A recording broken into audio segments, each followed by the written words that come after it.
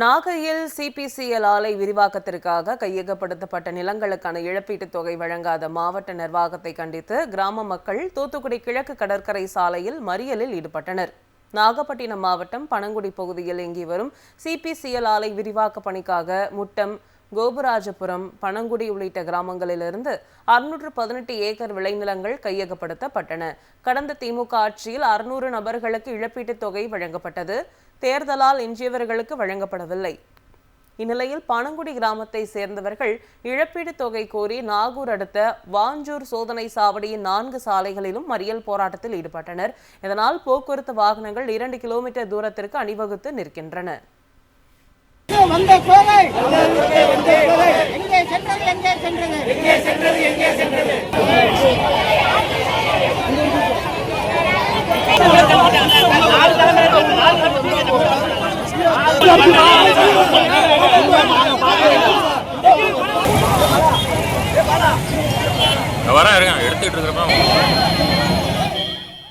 நாகையில் சிபிசிஎல் ஆலை விரிவாக்கத்திற்காக கையகப்படுத்தப்பட்ட நிலங்களுக்கான இழப்பீட்டுத் தொகை வழங்காத மாவட்ட நிர்வாகத்தை கண்டித்து கிராம மக்கள் தூத்துக்குடி கிழக்கு கடற்கரை சாலையில் மறியலில் ஈடுபட்டனர்.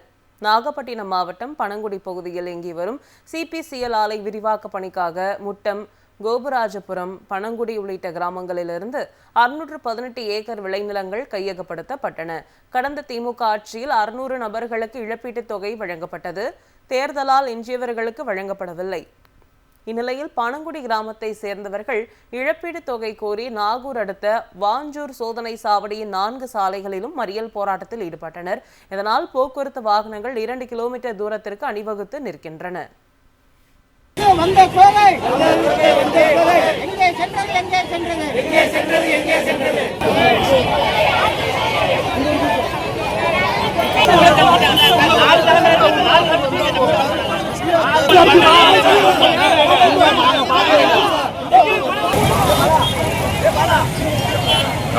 எடுத்துட்டு இருக்கிறப்ப